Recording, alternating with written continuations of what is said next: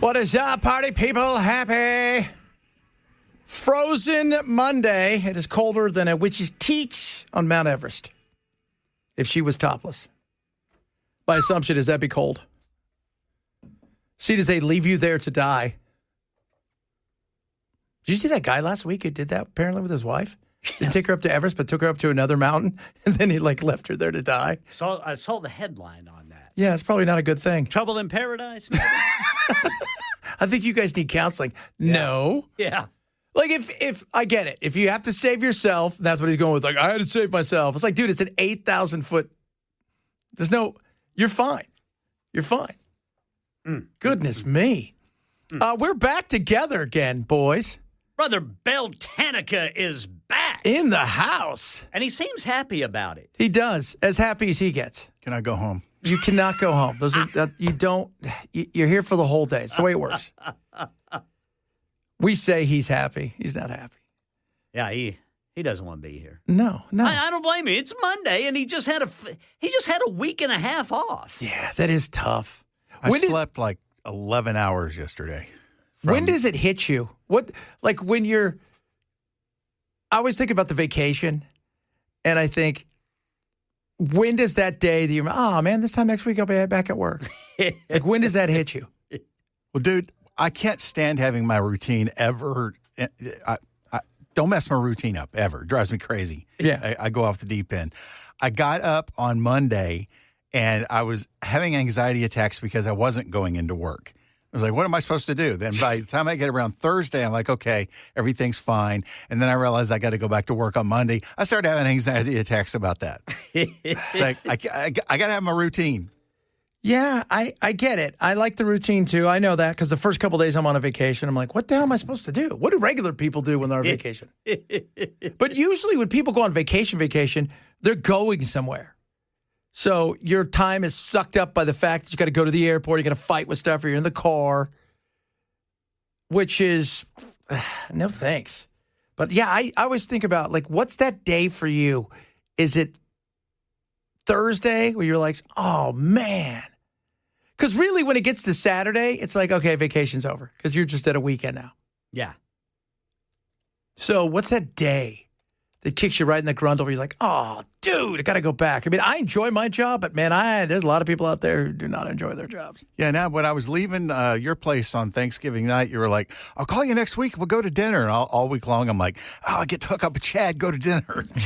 No. He never calls. Did you have those steaks I gave you? No, they're in the freezer. Not yet. I gave him some steaks. Because, He was like, I want steak for Thanksgiving because Thanksgiving sucks and turkey sucks and America sucks. Steak and tequila, baby. That's right. Did you drink that tequila? Whole bottle. My Yes, wife sir. goes, she keeps trying to give it to Belle, dark tequila.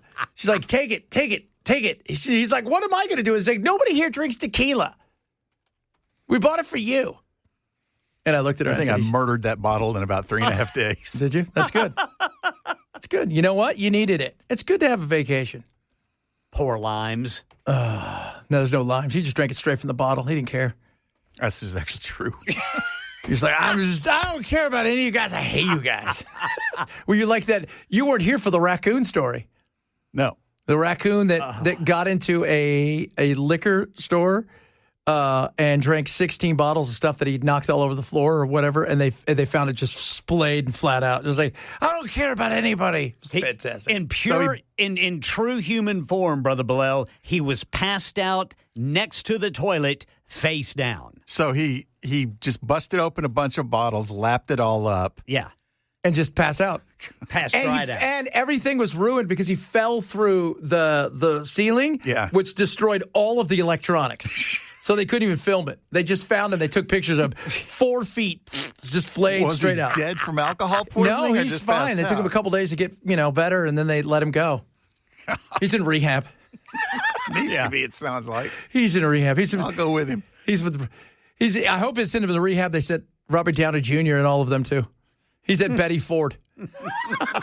He's at Bellevue. What's that costing you? $300,000 a week. Oh my Lord! George Costanza has to pay for it. Oh God, that was so. That and that little squirrel. That squirrel, that poor damn squirrel.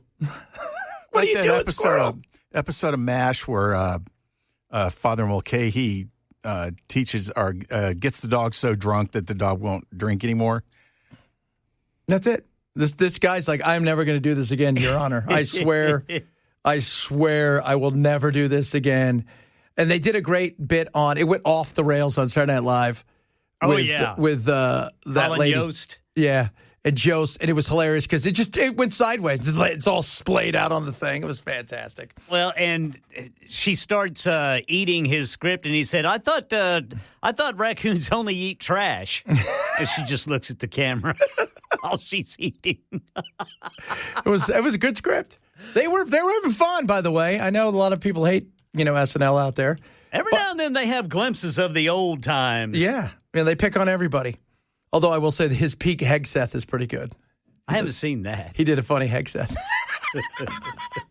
He did a pretty funny Hegseth. And he normally doesn't do anything but write and then do the weekend edition, right? Yeah. Yeah, that's right. Normally he doesn't do, he doesn't do skits. No, he doesn't. He writes and he does the weekend edition and that's it. But the Hegseth, because there's that look, he's got that look, kind of like Pete. And so they roll him out for that. It's pretty funny. Pretty damn funny. I watched some college football this weekend, too. Football. So are you happy, Ken, playing Alabama? Yeah. I'm fine. At least you're not Notre Dame, right? Yep, not Notre Dame. Or who else got left out? That's upset about it. Yeah, there's several schools. They're just not even playing their bowl games. You know what? That's the fear, right? Because Notre Dame travels well. I mean, if they're playing, like here we've got, UT versus Illinois at the what is it? What bowl is it here? Music City Bowl. Music City Bowl. I know there's so many bowls, but Vandy's playing sponsored by somebody. I can't remember. And Vandy's playing the ReliaQuest Bowl. But Notre Dame's one of those things when you go to the airport like 2 or 3 days after Christmas, if they're playing at or around you're going to see so many people they're there wearing Notre Dame stuff. Like that's Wisconsin. It's crazy. And the fact that they said, we're not going to play in anything. That's crazy. You're going to get a lot of that now. Yeah. You already got players you don't want to play. There's still a lot they've got to fix with this thing, man. Yeah. It's just Duke really screwed everything up. Duke. Because Duke went and won. Now they're 8-5. Like, we deserve to be in. Like, everybody, shut up. At 8-4, they win the ACC. God, and they don't even get in, but Miami does. Yeah, well, because Miami, it was head-to-head. They have virtually the same schedule, is what everybody's saying, and Miami beat Notre Dame head-to-head. Yeah, it's hard to complain about that. It is, but it's the Alabama, right? They got 3 losses. Yep. Everybody's pissed. They got 3 losses. Yeah, but it's Alabama. I mean, I don't have to like Alabama. You know what I mean? It's like, or dislike Alabama. I like the SEC football, but the reality is it's still Alabama, and the SEC is still the most dominant. I think eventually, I don't know where it's going, but I see eventually there being 4 major conferences, Southwest, Northwest, Northeast, and Southeast. Yeah, it's got to be that way. And because this subjective formula is just that. It's somebody's opinion on who should, like the James Madison and Tulane. Nothing against those programs, but do they really have a schedule like these top tier, like these Big 5 schools? See, here's the thing. The whole thing should be everybody in there has a real chance, right? Like has an actual, if Alabama won this, I don't think anybody would be surprised. Right. If James Madison or Tulane won this, it would be the greatest sporting upset in American history. It would be incredible. Yeah. I mean, not since the 1980 Olympics, right? So the U.S. team winning, or what's his, Rulon Gardner, who won that wrestling thing with a guy that had never been beat in his life. Not since that there's no way James Madison, God bless him, but, when you might as well play 8-man football. Yeah. Compared to these Big 5 schools. Yeah, there's no way. I mean, the physicality and the toll it takes on your team week in and week out.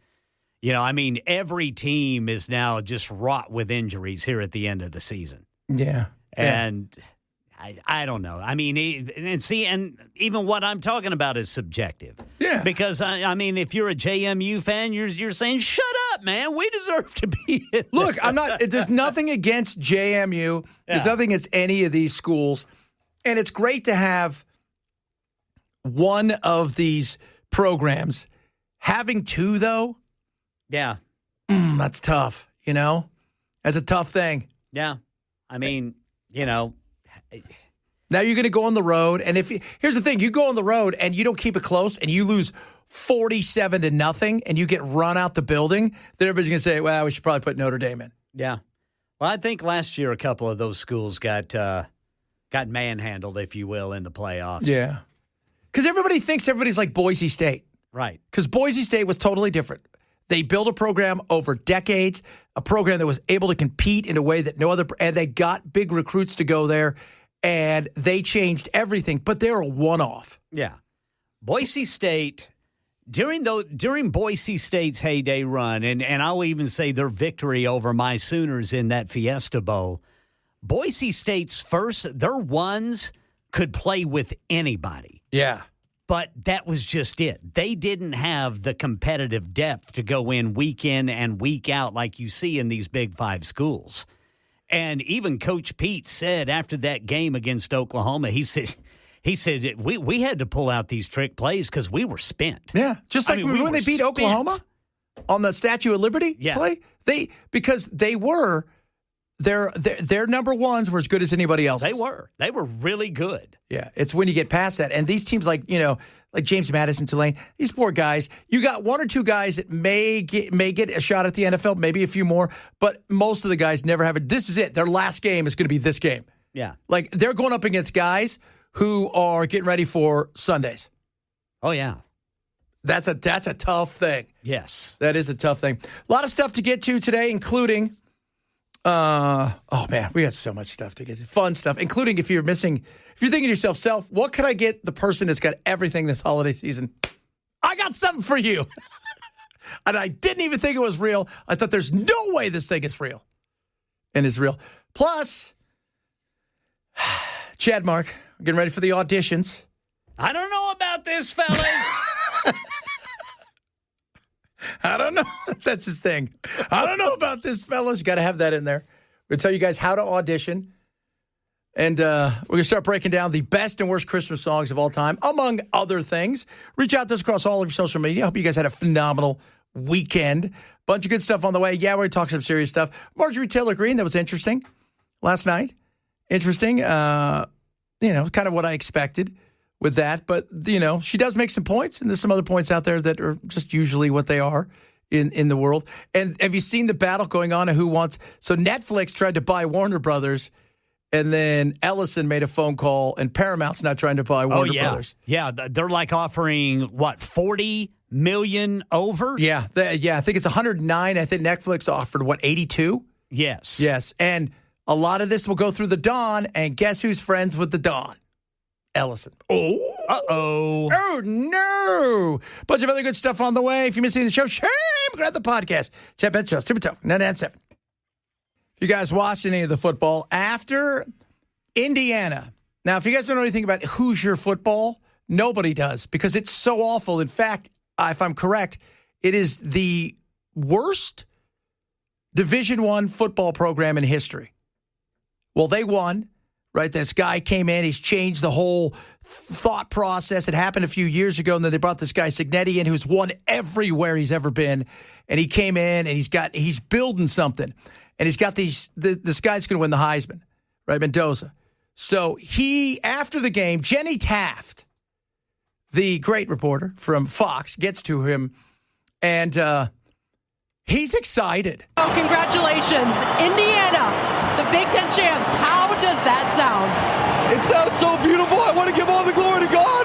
We were never supposed to be in this position, but by the glory of God, the great coaches, great teammates, everyone we have around us, we were able to pull this off. Whoever thought the Hoosiers would be here, but now the Hoosiers are flipping champs. Let's go. Oh, it just gets started, too. So he's super. By the way, you watch him, It's the face, too. He's like, I can't believe it's the greatest thing that's ever happened. Like, he's never seen a camera before. It's almost one of those things where, like, in 20 years, you bit my finger. Charlie bit my finger. It's one of those things. So now he gets really excited. He starts doing hand gestures. You can't see. They're hilarious. You guys call yourself a bunch of misfits who found the right home at Indiana. Why was this the right place for this group? It's the right place. We're process-oriented. We're going day by day. Whether it's the offensive line, the defense, the coaches, special teams, we're all process-oriented to one goal. That's our thing, is we're brothers. We can drag teams into the deep end because we know that we're going to stick together and we're the strongest glue ever. Tell me about finding Charlie Becker, 3rd down, 2 minutes to go. We talk about Heisman moments, but take me through that one. So Charlie Becker is his roommate, right? So his brother goes to school too, Mendoza, and his brother's going to be probably starting quarterback next year because this guy's probably going to be number 1 draft pick. And his buddy is hilarious too. Man, what an incredible. Charlie's been every single day in summer. We were always thrilled before practice, before at 7 a.m. on Sundays, doing spots, doing routes, and now you see it to come to fruition. He's my roommate. Couldn't be happy for such a young man as well as our defense playing lights out.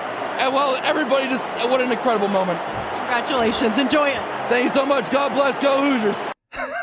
For such a young man as him, who's basically the same age as me.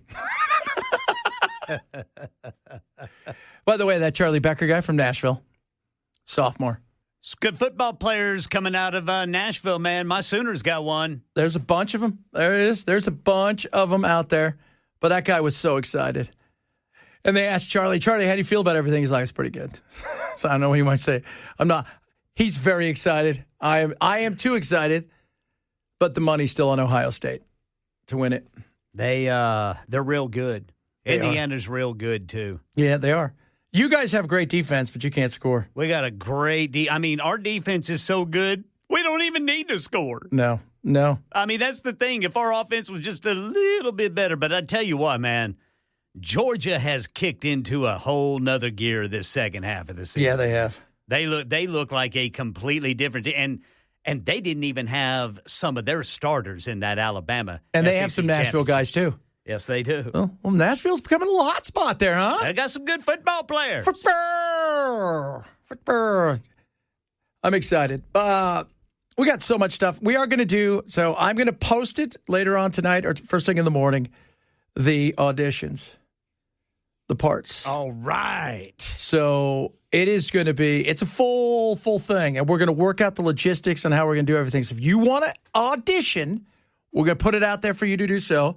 And I'll probably talk to somebody around here, make sure we get it on our Twitter as well so you guys can audition. And much like when you text, how do you text the program, Bell? Tell everybody how you text the program. 615-737-9986. So with that, when you do that, you can do the voicemail as well, and you could leave a voicemail in your audition, tell you who you're auditioning for. It's going to be that simple. We'll break it down for you a little bit later, all right, because we want you guys to understand, because it is going to be, because Ken's already got his part, even though he's got more than this one. Say it, Ken. I don't know about this, fellas. Dude, I was going through how many of the movies I've watched from Hallmark. Yeah. I'm ashamed. Have you seen the one that's based on the Grand Ole Opry or based around? Oh, yeah. Saw that one? Yeah. Matt's wife was in it. Really? Yeah. He watched she was it. an extra. She was an extra. He watched it. He goes, you had to slow it down and look for at the end scene. I don't want to give it away because I'm not a spoiler kind of guy, but I'm just letting you guys know that. So she was in it. It's fantastic. All right. So she was an extra in that. So you got to see that one. Somebody said, Chad, I thought Pavi was winning the Heisman. I think he should win the Heisman, but he won't. I think he should. If you go back over his last 4 games, amazing. But this guy's probably going to be this Indiana quarterback. Yeah, this guy. And this guy is going to be the number 1 pick. Although, you know what? Pavia, poor man's Baker Mayfield. He's good. He's good. He likes to win, man. He's got an edge to him. And, I mean, yeah, that coach, Clark Lee, has started a culture there that Pavia is all in on, and so is the rest of that team. I love it. And it's culture. Yep. It is absolutely about the culture, and he's built a culture, and I love that. All right, coming up, MTG. We'll talk a little bit about that. A bunch of other stuff, including some of the polls, affordability. You guys know that. Plus, the Christmas gift that is a must. For the person you're like, I don't know what to get this person. We got it for you. And you're going to be like, thank you, Chad. Thank you for that. Chad Benson Show, Super Talk, 99.7.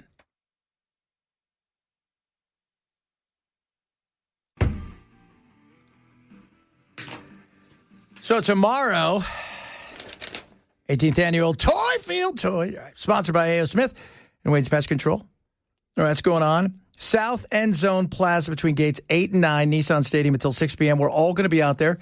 We're going to start with Dan. We put him out there in the cold times, dark times. That's Dan. And he guides us to light. He guides us to light. Go, Dan! From there, you've got the one and only Chris Hand. I'll be there, along with my man Ken. And then, yes, your good friend Matt will close it out and take us back to the dark times. We're going to be out there all day. So if you have a chance, got a toy, swing by. It's for a great cause. A lot of kids this year. You know, I watch a lot of these movies, I always joke about, but a lot of kids out there struggling, a lot of families out there struggling. And it's good to get them something. And if you can, it's a wonderful thing, even if it's something small, because it lets them know you care. It does. Speaking of presents, guys. So I know what you're thinking. I don't know what to get Belle for the holidays. Ken and I were talking about this. We're like, we don't know what to get Belle. Get him some music that he's never heard before. But Belle, I know, always talks about how much he likes your crock pot. How about this? Have you ever made lunch with your crotch? Yes, you heard that right. Because today we are. Let's make lunch with the crotch pot. Diddling, diddling, diddling. It's a backpacking tool that you hook on to your belt, put your lunch in, shove it down your pants, but use your body heat while you're hiking. So when you get to your destination, you've got your lunch ready to go. Compliments of your crotch heat. Oh. Lunch is going to be fun today. Well, the crotch pot be crotching. Actually, not that uncomfortable. Is that your crotch pot? Or are you excited to see me? We're going to take this thing out and have some lunch. I feel like I'm doing something dirty. The noodles feels like they are cooked, but how cooked, how warm are they? Noodles from my crotch. All right, let's see. Not cold. They're not hot. They're just lukewarm. Is lukewarm noodles kind of my new favorite thing? Crotch pot verdict? Nah. I think I'll use it not in my crotch. I feel like you could cold soak on the outside of your bag. So that's my verdict. Yeah, I'm here for it. No, she's there for it. Now, at first I thought, this cannot be real. There's no way in hell this is a real thing. Ha ha ha. Gossamer Gear, GOSSAMER gear.com, has the crotch pot for sale for $19. Now, if you're thinking to yourself, self, tell me about the crotch pot. Well, the crotch pot is the ultimate fuel-less, ultralight backpack stove. It is climate change friendly because it has zero carbon monoxide.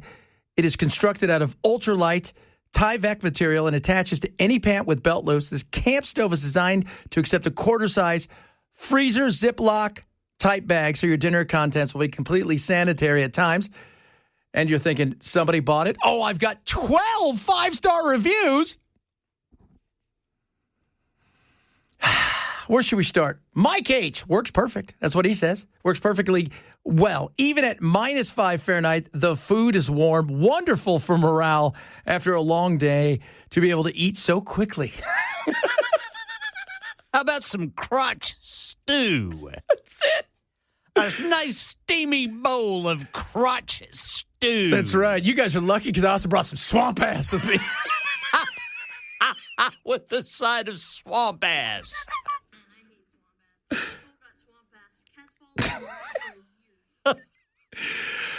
Michael says, I use it every time I go out. Works better with rice than pasta. We don't eat hot food, but lukewarm. There you guys go. So many more of the crotch pot. And it's real. It's real. Oh, you know what's even creepier? You can pay over time $35. So wait a minute. First of all, if you can't afford the crotch pot for somebody, the last thing you want to do is be reminded of the fact that you couldn't pay for the crotch pot. I was getting ready to say. This thing looks like you're putting a baggie inside of a baggie into your pants. It's the crotch pot. It's specially made with Tyvek material, which, as you know, when it rubs against your body. I think they use that in the space shuttle. That's exactly what they probably do. They use plastic in the space shuttle. I'm sure there is. Have you ever wondered to yourself, I wonder if my balls could make some soup?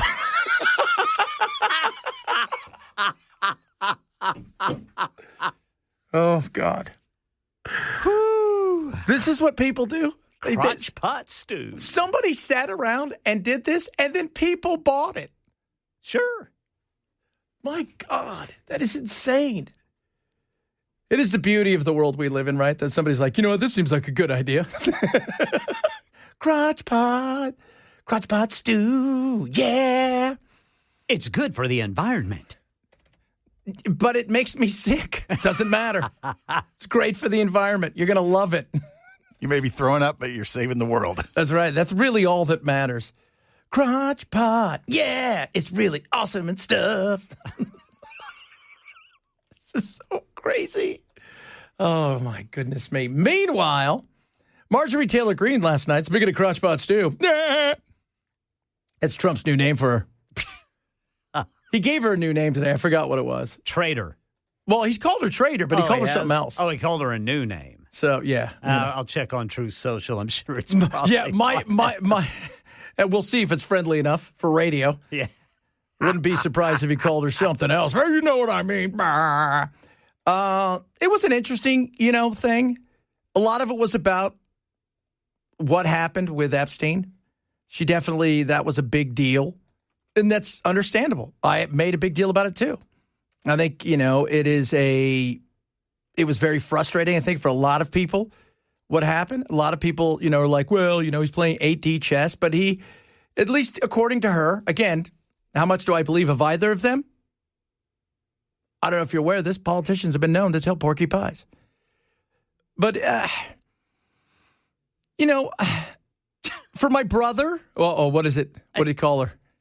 The only reason Marjorie Trader Brown Green turns brown under stress went bad is that she was jilted by the President of the United States. Certainly not the first time she's been jilted.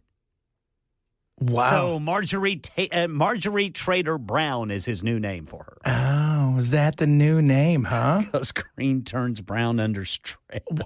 The hilarity of, he's always thinking of something, right? Like it's something crazy. I got to find out something good to put out there. It was probably eating chips and guacamole. Yes. And he saw, that was green. That was green, brown. but it's not anymore. It's turned brown. Went as we all brown know. fast. We're not going to have these for the Super Bowl. That's according to Chuck Schumer.